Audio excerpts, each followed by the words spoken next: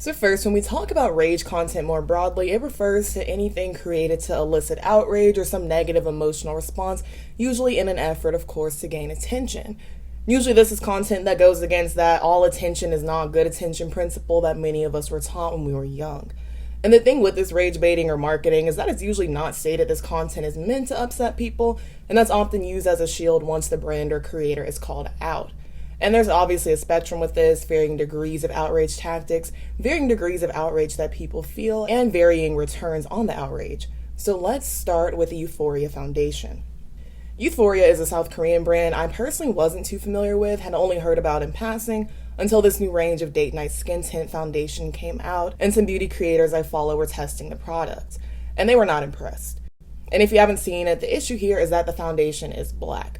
Not dark brown, not deep brown, but essentially black foundation with no undertones. And while there were some bad faith arguments that black people can have very dark skin, which is obvious, there's no human being on earth whose skin isn't some shade of brown with no undertones. Seems like this expanded shade range was in response to backlash Youthforia received initially over releasing a more limited range. According to The Cut, Fiona Ko-chan, the brand's founder, claimed the initial shade range was to test the waters essentially, and then they would expand into other shades. Fiona has since deleted that TikTok, and it of course begs the question, why release a range with only half of the intended products? And why prioritize one shade range over the other if you're claiming the intention was always to include everyone? And honestly, I would rather just a brand saying no to being inclusive than not taking care to release a product that actually considers the people they want to use it, especially if something like this would be the result. The foundation, named Shade 600, was one of the 10 new shades Youthforia added to their line, but there is a stark difference between the 600 shade and the next darkest one, which is still some shade of brown. And that apparently is something some of Youthforia's brand ambassadors pointed out when they were sent the product. And in response, they were told that there were 2 people found in Dubai who have the same skin tone as the foundation. And there are even videos of Fiona attempting to prove this by finding dark-skinned people in public and then swatching the shade on them to prove it works. And it's obviously still too dark. I'm on the other side of the world, street casting and getting ghosted. Alvin and Jack graciously agreed to be our model. Here's the 2 darkest shade of Youthforia foundation. Fendi has more warmth. 100 is a cool neutral. And Alvin has great skin. I am applying it while holding the camera. And to me, this just felt like an attempt at doubling down, because why would the foundation not work for the people who are dark-skinned themselves, who you're either paying or giving free product to promote? Probably both. Meanwhile, beauty creator Gloria George swatched the foundation along with some black face paint, and they looked nearly identical. This is black face paint. This is the darkest shade of the Youthforia foundation. A few months ago, I tried the darkest shade of the Youthforia foundation. This is what it looked like on me. I'm gonna apply some of the foundation on this side of my face so you guys can see. Let's just go ahead and try to blend this out, you guys. Enough. Who is that color? Another creator, Javon Ford, who is a chemist, explained some of the ingredients in the foundation and noted that in the ingredients, they were basically just black and white pigments, no other colors or undertones. So this is one of Youthforia's lightest foundations. If you look here at the bottom of the ingredient list, you'll notice 3 different colors. Stay with me now. The CI stands for color index, and it basically represents titanium white, red, and yellow iron oxides. Pretty much the only colors you need to make a lighter shade of foundation. But then if we look at their darkest shade, the ingredient list tells a different story. Here there's only one pigment, CI77499, which is just black iron oxide. No other colorants. This foundation literally only has pure black pigment. This also refutes the bad faith arguments that the foundation was meant to be mixed with another shade, because it would just turn gray, and ignoring the fact that that's not really typical for a foundation, nor was the product marketed this way. And based on the message sent from Youthforia to their brand ambassadors, it's clear the foundation was intended to be worn as is. The message reads, "Seeing some confusion on our TikTok from people who are suggesting that our darkest shade of foundation, shade 600, is black face paint and not meant for real people. We created shade 600 as part of our 10 shade expansion this past March. We heard everyone loud and clear last October that our shades were not dark enough or inclusive enough." So obviously this felt like a here damn, is this dark enough? And any way you cut it, Youthforia didn't take care to ensure this was usable on anyone before being told it wasn't, nor did they hire someone who could help them figure out the correct formula for the darkest shade if they couldn't themselves. And reading through people's opinions and comments on this whole situation, I saw a lot of people just state that they didn't believe this was ever a genuine effort on the brand's behalf. It was possibly done out of spite, and saying this was a passive-aggressive response meant to upset those initially asking for the darker foundation shades. Others guess Youthforia just wanted their product to go viral, either because of the negativity or because they would just have the darkest foundation shade available, but either way, their urge for attention was greater than creating a genuinely good product.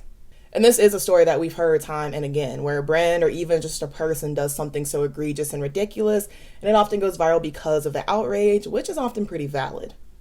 And maybe it's just my algorithms, maybe people are becoming more hip, but I have seen a lot of content lately about how prevalent rage farming, rage baiting, and rage marketing is now, especially online. This is a topic that intrigues me because it also feels like a double-edged sword in a sense. Like, no one who criticized the Youthforia Foundation was necessarily wrong to do so, and I agreed with most of the points being made. It's also possible if no one said anything, it's likely the product would still be sold. Maybe other newer brands would start using terrible formulas for their darker foundations eventually, if it seems no one cares. But at the same time, a lot of people don't want to give these brands even the negative attention because it can still work in their favor. Looking at Youthforia's TikTok, for example, ever since that foundation dropped, all of their posts have views over 6 figures, often close to 1 million, which wasn't the case before as they were averaging around 5 figures.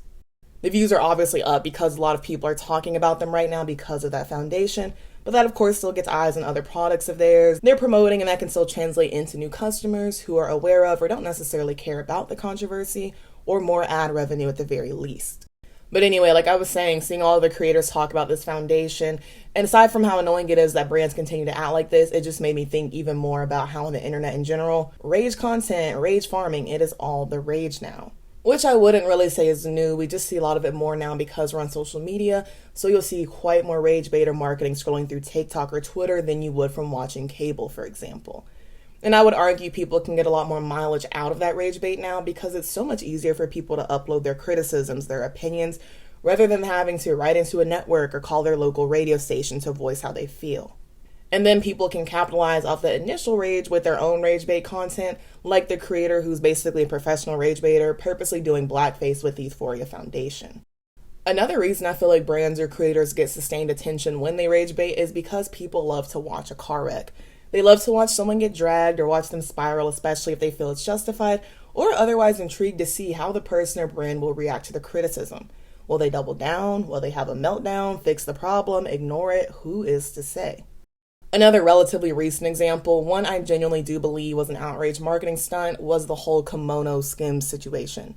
Back in 2019, Kim Kardashian announced her shapewear brand would be called Kimono, and the brand was later changed to Skims because the name kimono was culturally insensitive, and she received a massive amount of backlash over it and even a letter from the mayor of Kyoto.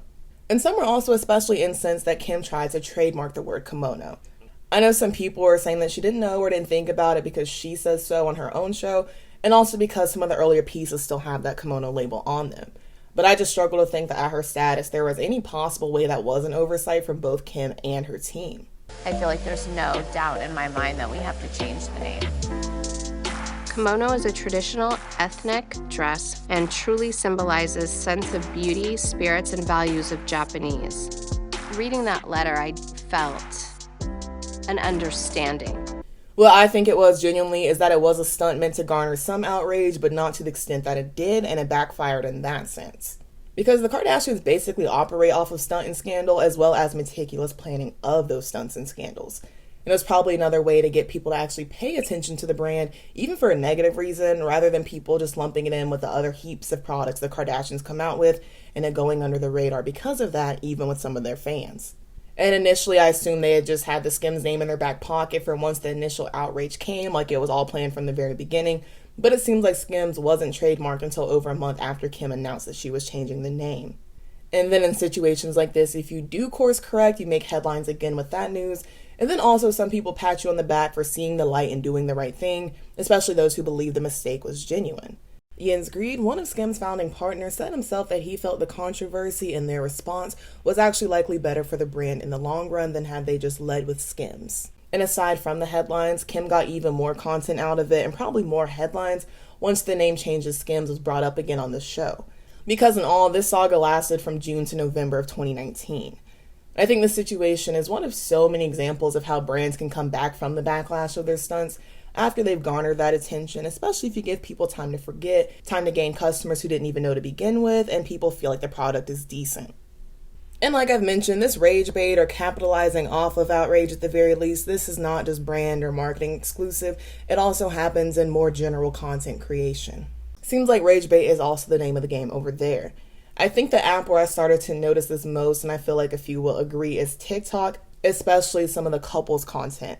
I know y'all have seen those videos where people post things about their partner, how cruel, how hopelessly inept they are, hoping we either get angry on their behalf and condemn their partner, sympathize with the poster, or give them advice. And people have said that what turned them off from this type of content is that so many times they will feel bad for the person who posted that video, maybe even write a comment trying to help or defend them, and then they'll go to that person's page and they have other content defending their partner, clearly having moved on from it, or their whole page is just similar problems or even skits, clearly just meant to bait people into engaging. Here's what we're no longer doing in 2024. Reacting to these skits that people are portraying as real life scenarios on TikTok. Orange peel theory, that video's fake. You go to they have a couples page. They are rage baiting for engagement. The guy that took that lady on a date in Miami and is making her pay 50-50 and she's mad, click on his page. They're all skits for engagement. But I feel like those types of videos are so popular, one, because a lot of people online are nosy and like to be in other people's business. Even myself sometimes, I'm not immune. Too often when we see a problem, we like to offer advice, which sometimes can be genuine, and other times people just like that little superiority boost and their advice is just condescension or humble brag. But often the person posting doesn't even want a solution, may not even actually be struggling or care about their critique, they just wanted your comment. Another flavor of this content I see are people purposely wasting large amounts of food or destroying food on camera simply because they know that it will upset people, rightfully so honestly, but they will also comment on that. And I feel like you see very similar content from some makeup influencers who will purposely misuse a product, use too much of it, just so that you'll get annoyed and correct them in the comments. Or they'll continuously apply their makeup in an odd way just so people make fun of them in the comments. And maybe they do genuinely go out like that, maybe they don't, but when people post hundreds of videos of doing that, it's definitely because it's profitable and people like to engage. The creator Went to Zissou is another example of someone who's grown their platform off this sort of rage baiting content. I remember seeing one of her early videos where she was maybe doing a red carpet event or something and people were debating over whether she was appropriately dressed. And it seems like she's taken that type of content and run with it. And so now her stick is, I was mistreated at X event by X person. Can you leave already? Why are you even here? You're joking, right? I can't make this up. Why is the egg not on the salmon? And when asked by Rolling Stone why she continues to do this content, Winta explained, I realized that videos like that really blow up when there's like controversial things going on in the video. When someone asks me what kind of content I do, I usually say skits, or if I'm talking about those restaurant videos, I say satire. I guess it is rage bait too, but I don't know why I don't say that. I don't really like the term. She said in a separate interview that she genuinely didn't think people would believe the content was real and run with it. At first, because the content was doing so well and because she wanted to be an actress, Winta said her plan was to keep making those types of videos because not only were they the most profitable, they were good practice. But then it apparently got to the point where people were messaging brands that she worked with and telling them not to work with her because of her rude behavior on TikTok, which was fake. And of course it is the case that a lot of people are going to believe a skit or a piece of rage bait or honestly just any content in general, especially if it looks real to them, because that's the point. But I feel like with apps like TikTok, it's also easier to believe it or for the creator to keep doing it because a lot of the time people who come across their content are not regular watchers, so they don't know that's their gag. But usually when the camera is angled perfectly on all parties involved or just on one party involved so we can't see how the other person is treating someone, they're merely just claiming that happened in on-screen text. The video starts and ends with a perfect amount of context for you to be mad. It is likely some rage bait.